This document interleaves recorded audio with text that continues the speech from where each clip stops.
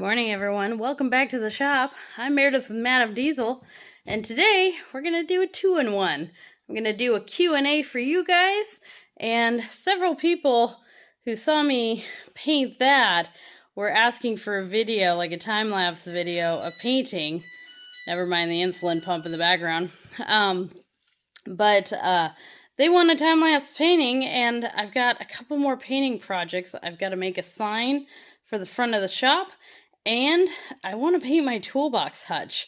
We're going to start out with my Matco hutch, which, is much cheaper. Plus my snap-on one isn't here. But if things go really well, and I'm really happy with the results, then, maybe down the road someday, the snap-on might get custom painted. We'll see. I'm no sign painter or expert, but it was really fun, painting that two-person saw in the back. And I kind of want to get creative with my big toolbox. So let's get started. All right, you guys have been asking for a Q&A for quite some time, so I am here to oblige. But a real quick intro for those of you artists out there watching this and curious like what I'm using. I'm going to attempt this painting just with acrylic paint pens. I've had really good luck with paint pens in the past, and I want to see how they do. I use, my scrap piece of cardboard just as something to sketch out, fonts, sketch out the layout, see how the colors work together, that sort of thing. My plan for this particular hutch is to do kind of a Victorian style sign, like the advertisements they used to have, and so that's where these fonts and some of the designing is coming from, is from a classic Victorian sign style. So that's what you're gonna see here. I've always loved that kind of style. It's very creative, and I want it to be kind of in a steampunk nature. And so as I'm painting this, it's all hand painted, so of course it's not going to be perfect, but that's okay. I actually want it not to be perfect. I don't want to look like a sign company made it. I want to make it look like it was hand drawn.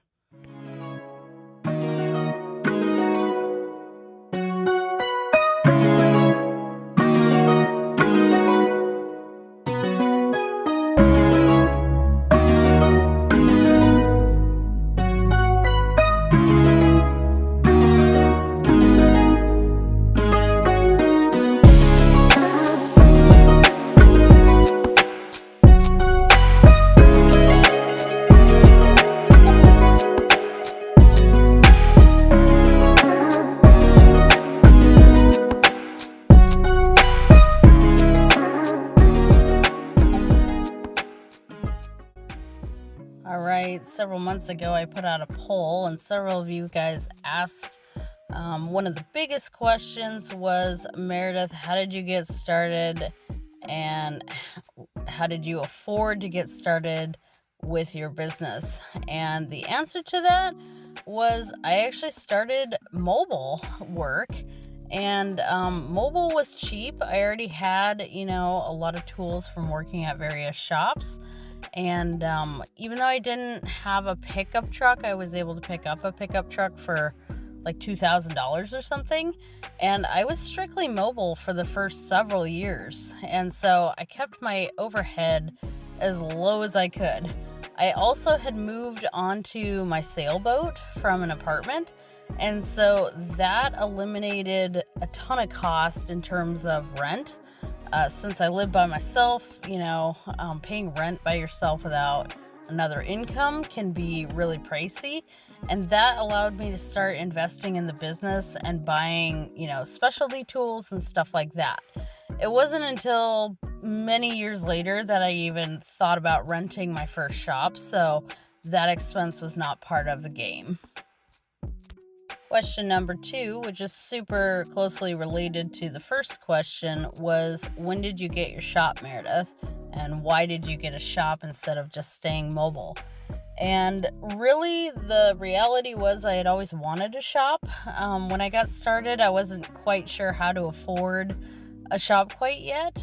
Even though I was busy with work, I still had a lot of other things going on, and so I couldn't really deal with a shop. And so I set myself up, with my service truck, and eventually bought my old fire engine. And I think this was about 5 or 6 years ago now. The fire engine was broken into at the marina, and they got into it, stole every tool, and then they came back 2 days later and took all of the consumables. It was over $40,000 in tools, and a lot of customers chipped in, helped me get back on my feet. And right away I started looking for a shop because living at the marina, you're essentially in a public parking lot, and it's like, if I don't do it now, I'm never gonna do it. So I started looking for shops. The first shop I ever moved into was more of a pole barn. It didn't even have a bathroom or running water, and when I first moved in, it actually didn't even have electricity. Luckily, they came in within the first couple months and put lights in. But in the very beginning, I had to go cheap, and it opened a lot of doors in terms of what I could do for people. I knew that I wanted to continue doing heavy repair like I had done at the various diesel shops that I worked at. It was really frustrating having to deliver engine parts that I knew I could fix to other places because I didn't have a place to fix it myself. So it was always part of the game plan. I just, it took me a little while to get there. Once I got there, that first shop, I rebuilt my first engine for a customer in there, and was able to do a lot of side projects. I bring home various bits and bobs that need work, like manifolds and stuff, and I can restore them at the shop and then bring them back to the boat. So I've now had a shop for about 5 years, I'd say, and it's been a wonderful thing, and I'm not sure if I want to go back to being mobile. And we'll see how it goes, but so far the shop is getting really, really busy, so that's great. I'm liking what I'm seeing so far. However, I think I'm gonna change some of these colors. We gotta add a little bit of detail here. And I'm gonna continue with question number 3.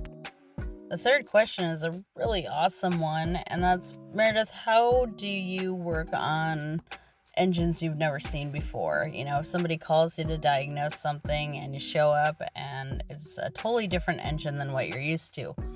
Well, what I do is, most diesel engines are gonna operate within a similar manner. They all have compression, they all have pistons, they all have bearings, things like that. And so you need to have a basic understanding of the engine itself generically, and then the systems on the engine might be in a different place or something like that. However, as long as you can trace those systems, you'll be able to find the solution. So if you understand your raw water system, you're going to be able to diagnose perhaps an overheating issue or something like that. When I was in engineering school, one of the first things they made us do was draw plate diagrams of everything on the ship. And the ship was a steamship, so there are hundreds and hundreds of miles of piping and valves, and we had to go trace it all out, memorize it, and know exactly where every single valve, pipe, everything went. Well, when stuff happened out at sea, we knew those systems really well, and it wasn't a big deal. And that goes for recreational boats too. You need to trace these systems just like you would on a big ship, because when something bad goes, you want to be able to kind of pinpoint where the problem is quickly and understand how that system's set up. That's how I'm able to look at really any engine, including engines I've never heard of or seen before. And as long as I can find the familiar pieces, I can start tracing their systems. The next question is a good one, and that's, Meredith, in most videos we notice your dog Oakham nearby. Does she come with you to all your jobs, whether they be on the boat or at the shop? And the answer to that is yes. I have been training Oakham as a service dog She detects things like blood sugar, and so she actually comes with me everywhere I go. She's been to restaurants and hospitals, and most boats that I work on, I think I've only encountered maybe one customer that was allergic to dogs, and Oakham was hyperallergenic. Oakham is hyperallergenic, and so she doesn't, they didn't have a problem, and but if she needs to like stay out in the cockpit or something, that's not a big deal. But yes, she does come with me everywhere. That's why you're always seeing her. She's my best buddy, and I don't know if I could live without her. Man, this is coming out better than I thought. I'm really impressed with these paint pens from Hobby Lobby. They kind of leave a matte finish. I don't know if you guys have noticed, but I have to kind of double coat everything. The hutch is dark enough to where, a single coat of paint, you'll kind of see through the paint. But if I go over it again, it'll brighten things up. I'm actually really loving the vivid colors here. It makes, this, stick out really, naturally, and it's looking good so far. Anyways, let's continue. All right, I think we're on question number 5, I think. And this question is, Meredith, why do you bring all of your high-end tools out on the water to fix boats? You know you can go to Harbor Freight, right? Yes, this is true. I can go to Harbor Freight, and I have purchased a variety of Harbor Freight tools over the years, especially now that the Icon line is kind of copying the Snap-on line. The thing I have noticed is it does not hold up, especially in salty environments, whereas my higher end tools, my Snap-on stuff, as long as I, clean them off, regularly, they stay pretty much brand new. The Harbor Freight stuff, I have several sets of like cutters and pliers that are identical in looks and feel, but not identical in like material quality. And so my flush cutters, the tips broke off pretty much immediately, and they got dull. The next pair got dull to where, all I cut is zip ties with them. And the fact that they got dull after that, that's not okay. So my Snap-on, version of the same cutters have never had a problem. They don't get nearly as rusty as quickly, from being in a salty environment. And so I'm very much the type of person who will gladly spend as much money as I need to if I don't have to spend the money again soon. So if I'm gonna buy a pair of boots or a tool or whatever, I want to go high quality. So it's years and years and years before I have to again. I'm really tired of our subpar economy right now. I'm tired of all the garbage online. I don't really shop much online. I don't go to Amazon or anything like that. But I'm really tired of the junk. So I will spend the money if it means I don't have to spend the money in 6 months. Question number 6 is, Meredith, you mentioned living on a boat. What boat do you live on, and do you like it? I live on a 1984 Catalina 30, and I absolutely love it. My first ever boat was a 1976 Catalina 27, and I bought that. It had been repowered in 1995, and it was great. Just the space that boat had. I had amazing systems. So after working on, quite a few boats, I keep coming back to Catalina. Now, they're not the most interesting in terms of, cosmetics and comfort and, stuff like that. But, they're huge for their size. They're very wide. And so even though it's just a 30-foot boat, I have more space than a lot of 36-foot boats. And so it's an easy boat to single hand. I've completely refit it, so it's kind of my forever boat at this stage. And if I were to get another sailboat, it'd be a Catalina for sure. Ooh, here's a good question. Meredith, my grandnephew wants to get into the industry. Do you have any tips for how to get started? And my first question to that in response is, what type of industry does he or she want to go into? And whether it's commercial or recreational is going to be a completely different path. So if you're going to be, recreational, there's various schools around the Puget Sound area, like the Northwest School of Wooden Boat Building, where you can learn about vessel systems, wooden boat building, engines, things like that. And that will get you started. And then, like ABYC courses are available, and they're certainly a very wise idea to learn the standards and how to do things properly to keep yourself and other people safe. If you're gonna go commercial, it's a whole different realm, and I think I might do like a full video on this because it's quite the process. But it does require typically going to school, like a maritime school, whether that's a 1-year, 2-year, or 4-year university. It doesn't matter. Some people, they start with a very basic entry-level rating or license, and then they hawse pipe their way up by getting sea time and experience. And that method certainly works, but it can take years. In my case, I went to a 4-year school, and you come out with sea time in your license. The sea time is kind of built into your time at the school, and so I was able to get started in the industry immediately, pretty much. So it depends on which path they want to go. What I would recommend is getting a job at like a local boat yard and kind of learning the ropes of, how the recreational world works. And that was actually really helpful even for me. Having some experience was, I hadn't worked on the recreational side of things. So learning recreational systems, learning how to work with, recreational customers, they're totally different dynamics than like working on a freighter. So it depends on which path you want to go, and I will make a more in-depth video if you guys want to see that.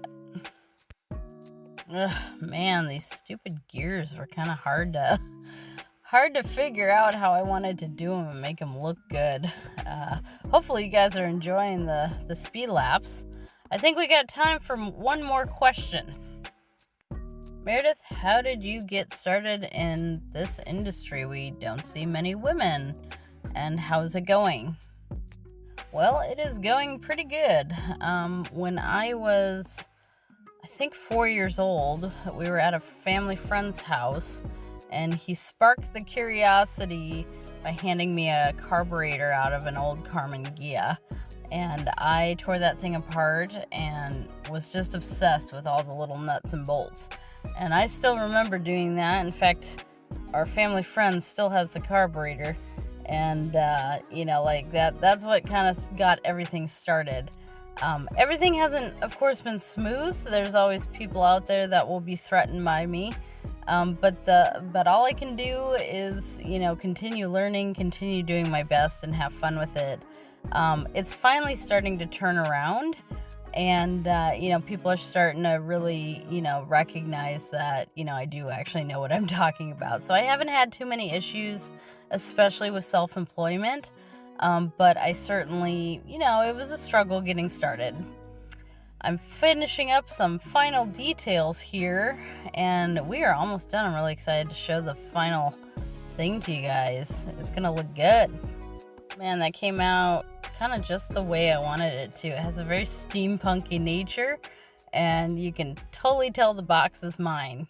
Well, you guys made it through the video. I think it actually turned out pretty well. For acrylic paint pens, that was easier than I thought. The paint pens I used from Hobby Lobby, and they had a real fine tip, and that's how I was able to get the kind of detail on this that I wanted. Which was super cool, and it's really fun to kind of have a customized box. So I hope you enjoyed watching that, and here in the Q&A while I did that, I've been getting questions for quite some time, and so I knew I wanted to do a Q&A. I just wasn't quite sure how to present it. That wasn't just me sitting in a chair answering questions. So if you guys have any suggestions or further ideas for videos down the road, you guys know where to leave them. And until then, I will plan on seeing you guys next week.